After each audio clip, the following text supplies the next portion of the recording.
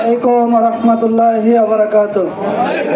কালিতাবাড়ি পৌর শাখা কর্তৃক আয়োজিত আজকের এই প্রতিবাদ মিছিলে উপস্থিত সম্মানিত নেতৃবৃন্দ, সম্মানিত সভাপতি, প্রিয় সাংবাদিক বন্ধুরা, আইন শৃঙ্খলায় নিয়োজিত সদস্য ভাইয়েরা, আমরা একটি কথা আল্লাহ রাব্বুল আলামিনের পবিত্র কোরআনের আয়াতের মাধ্যমে আমরা জেনেছি, আল্লাহু খায়রুম মাকিরিন। এই দুনিয়াতে যারাই যত ষড়যন্ত্র করুক, সকলের ষড়যন্ত্র আল্লাহর কৌশলের কাছে পরাজিত হয়েছে।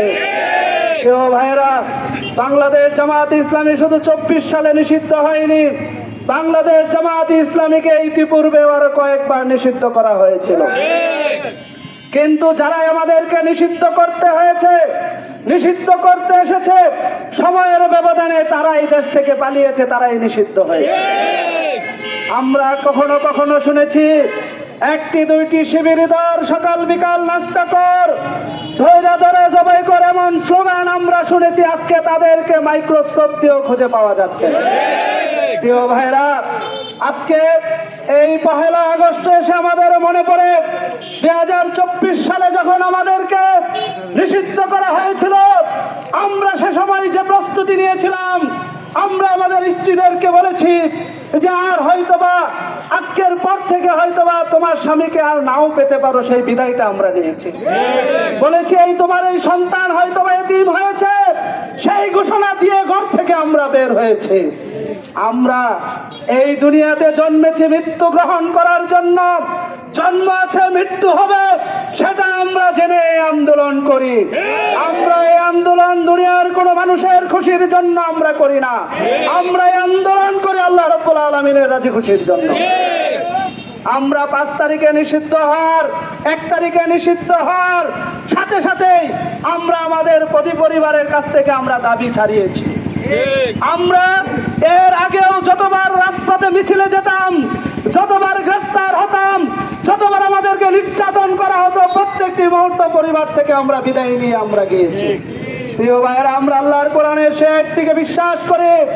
আমরা করি ইন্নাস-সালাতি ওয়া নুসুকি ওয়া মাহইয়ায়া ওয়া মামাতি লিল্লাহি রাব্বিল আলামিন, সেটাকে আমরা বিশ্বাস করি। প্রিয় ভাইয়েরা, তাই আমরা সকলকে জানিয়ে দিতে চাই এবং বর্তমান সরকারকে আমরা জানিয়ে দিতে চাই, বর্তমান সরকার যাদেরকে সাথে নিয়ে আমরা একসাথে দীর্ঘদিন আন্দোলন করেছি, ফ্যাসিবাদের বিরুদ্ধে লড়েছি, সর্বশেষ জুলাই বিপ্লবের সবচেয়ে বেশি অংশীদার যারা এনসিপি, আজকে সেই এনসিপির নেতৃবৃন্দের উপর পদে পদে হামলা করা হচ্ছে। আজকে নাহিদ, সার্জিস, নাসিরউদ্দিন পাটোয়ারিদের উপর, হাসনাতদের উপর দফায় দফায় হামলা করা হচ্ছে।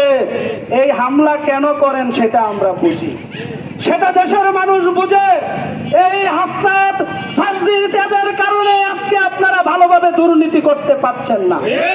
আজকে আপনারা তাদের জন্যই নিজেরা সকল বাজেট খেতে পারছেন না, সেজন্যই তাদের বিরুদ্ধে আপনাদের দলীয় কর্মীদেরকে মনে রাখবেন, একটি দল এই দেশে এককভাবে খাওয়ার জন্য 41 সাল পর্যন্ত ঘোষণা দিয়েছিল, কিন্তু 24-এই তাদের বিদায় হয়েছে। আপনাদের সহযোগী হিসাবে আমরা সংসদে আছি, আমরা প্রতিনিধিত্ব করার চেষ্টা করছি, কিন্তু আপনারা যদি সেটাকে দুর্বলতা মনে করেন, তাহলে সময়ের অপেক্ষা করুন, এই দেশে আপনাদেরকেও খুঁজে পাওয়া যাবে না। তাই আপনাদেরকে বলছি, সময় থাকতে হুঁশ হোক আপনাদের, সেটা আমরা চাই। আমরা আপনাদের শুভাকাঙ্ক্ষী, আমরা আপনাদের কল্যাণকামী, আমরা চাই আপনারা ভালোভাবে চলুন, ভালোভাবে দেশ চালান, জনগণের মন জয় করুন। কিন্তু সেটা না করে উল্টো সকল জায়গায় দলীয় প্রশাসক বসাচ্ছেন, দলীয় নিয়োগ দিচ্ছেন, এবং দেশের এমন কোনো জায়গা নাই যে জায়গায় কোনো দুর্নীতি হচ্ছে না, চাকরি বাণিজ্য হচ্ছে না, নিয়োগ বাণিজ্য হচ্ছে না, এমন একটি জায়গাও নাই। এই আপনারাই তো এর আগে বলেছেন, এখন আপনারা সবকিছু ভুলে গিয়েছেন।